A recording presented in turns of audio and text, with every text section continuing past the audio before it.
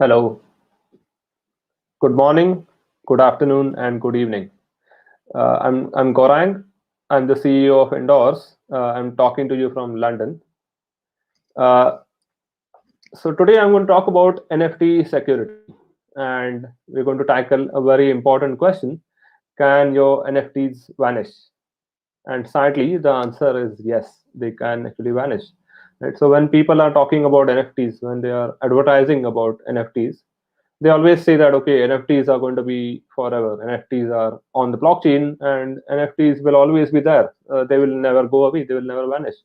But that's really not the case with most of the NFTs out there in the market right now. Uh, so before we go into the question and see why your NFTs can vanish, let's quickly get slightly technical and look at what is inside an NFT. Right. So when you buy a token, when you buy an NFT token, what exactly are you buying? What really are you buying? Some people think that okay, you're buying an artwork, you're buying a piece of land, or you're buying something, some kind of a crypto kitty or something.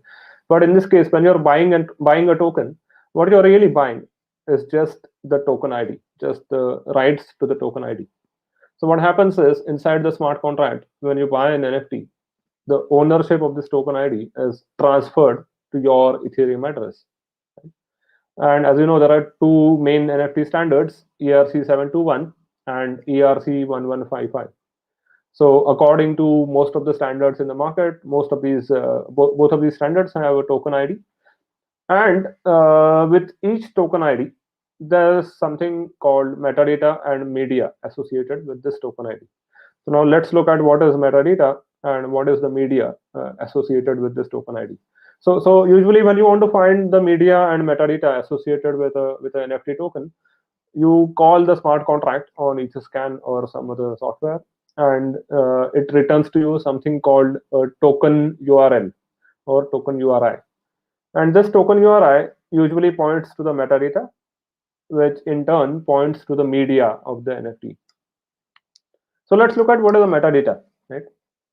Usually, a metadata is nothing but the properties associated with the NFT. And really, metadata is like the most important thing with an NFT, right? So let's take an example. If you look at something like CryptoKitty, the metadata would be the name, the image, the name of the kitty, the image of the kitty, the eye color, the gender, and all other things associated with the kitty. And usually, the metadata itself is something that determines the value of an NFT. So, for example, in case of CryptoKitties, the Genesis kitties were really expensive because they were the first kitties that were produced, right? And the kitties that went down the generations, they start losing their value. The value of a kitty, which is generation one or the top generation, is very high, but the value of a kitty, which is quite low in the generations, is quite low essentially. Same thing goes with the land as well. So in something like a Decentraland or other NFT projects, the Genesis land or the land which was actually there in the beginning is quite rare, and this land is quite valuable, right? So all of this data, all of these properties are actually stored in the metadata of an NFT.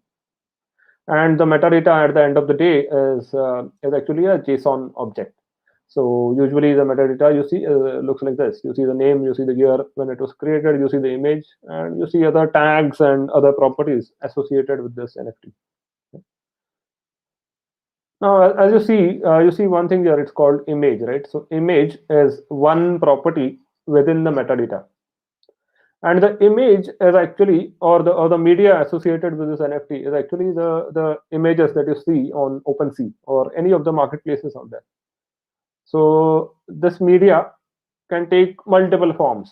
So if you're creating an NFT on OpenSea, you can upload media, which could be an image, a JPG file, a PNG file, a video, multiple formats of videos. It could be GIFs, it could be 3D models, or it could even be some ENS names. So the media can take multiple forms, multiple formats, right?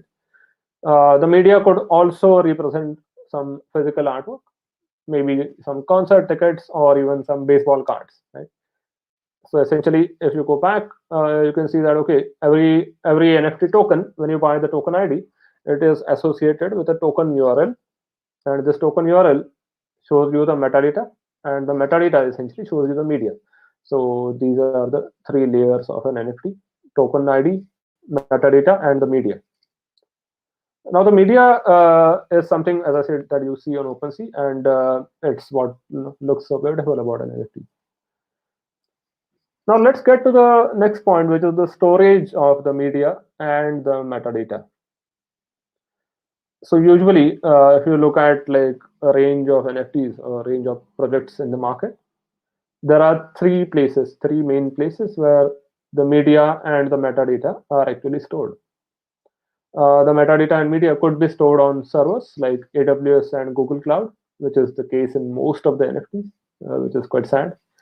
Or it could be stored on a decentralized storage like IPFS or Swarm, or in a very few cases, it can be stored directly on chain.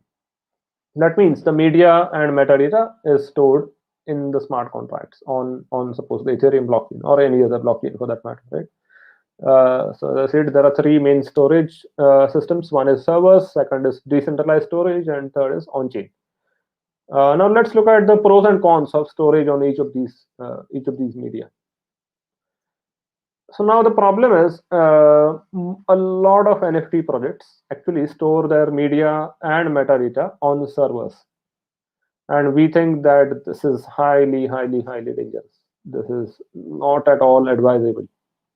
Now, why do projects do this, right? Because frankly, putting a lot of media, right? So you could have a media file or a video associated with an NFT, which could be a few MBs, megabytes in size, right?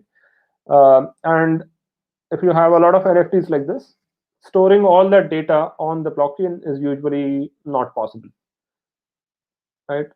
Because blockchain has a lot of limits in terms of what you can store on the blockchain, and hence these projects end up storing the data on the servers.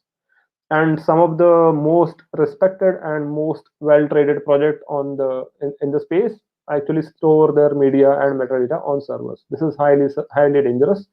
This is susceptible to rug pull by the teams.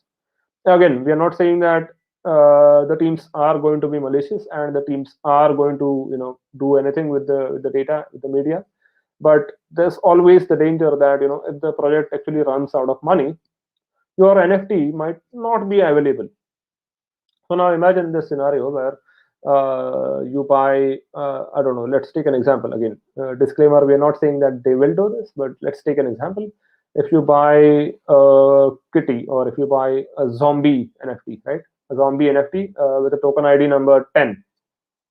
Now this token ID number 10 is associated with a URL, is associated with a zombie image, which is stored on AWS by the team who is actually creating the NFTs.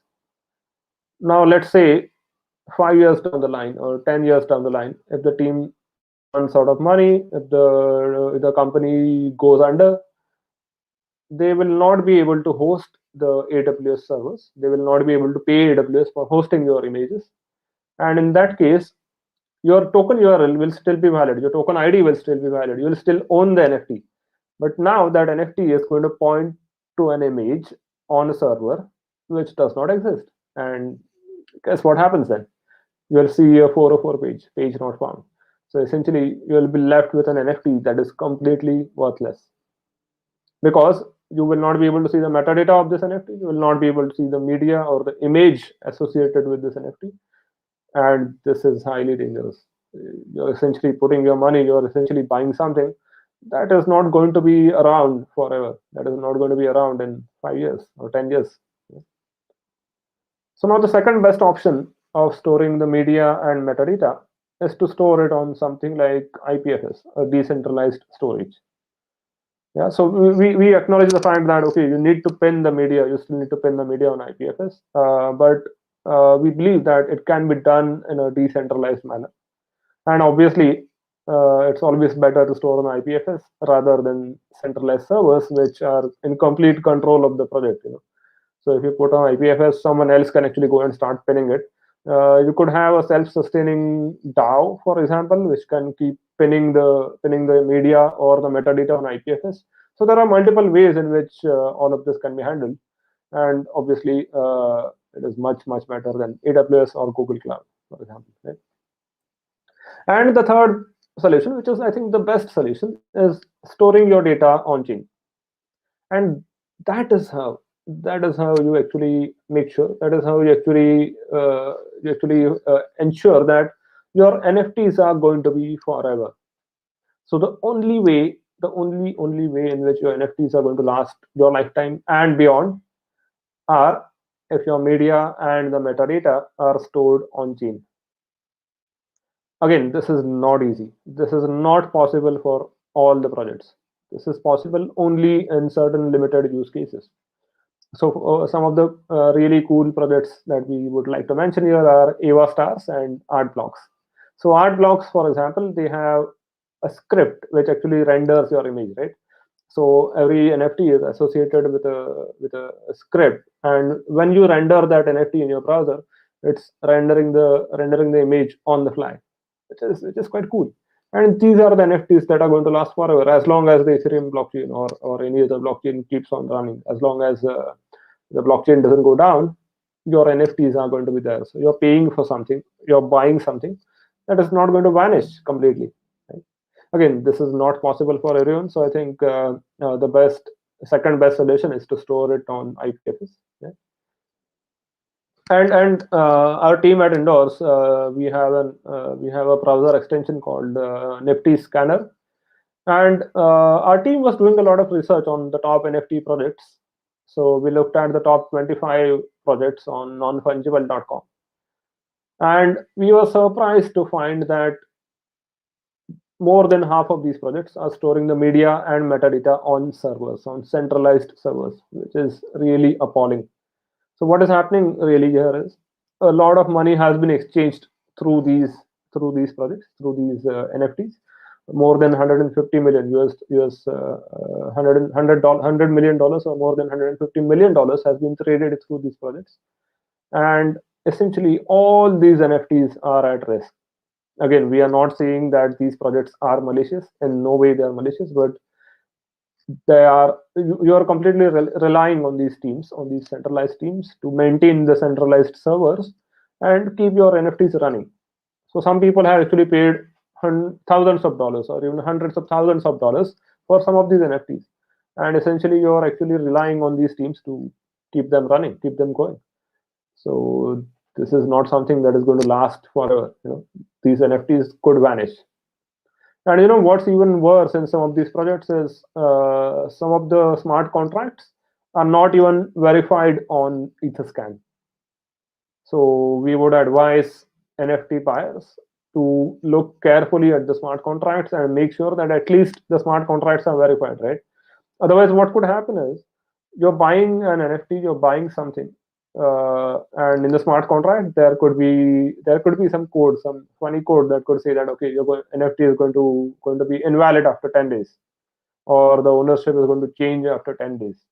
So if the smart contract is not verified, you cannot be sure that this kind of malicious code does not exist within the NFT contract. Uh, so this is highly dangerous, and this should be avoided.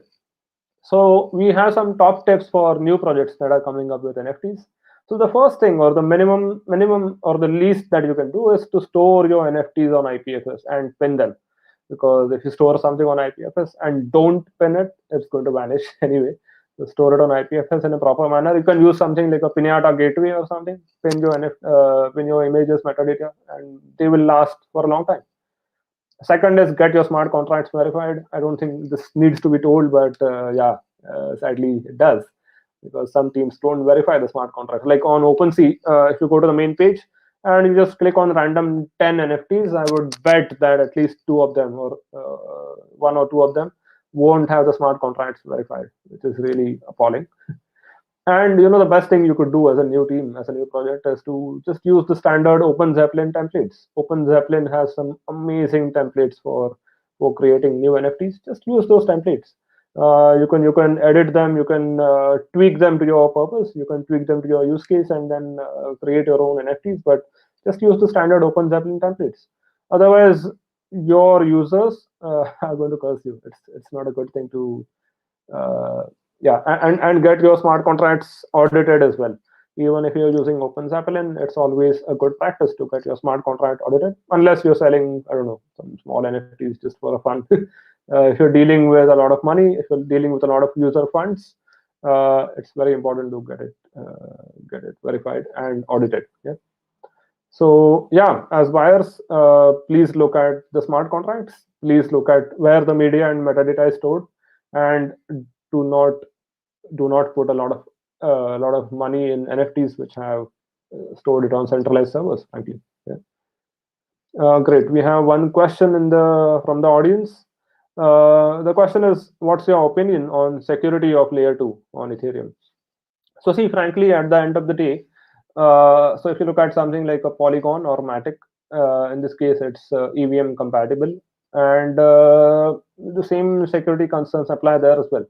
So the issue that we are bringing forward here, which is the storage of your metadata and media, the same security concern will also be applicable on layer 2 as well. So unless you're storing it on IPFS or something that is decentralized, you are always at the mercy of the project teams. Yeah, that's mainly what we wanted to talk to. I wanted to talk today.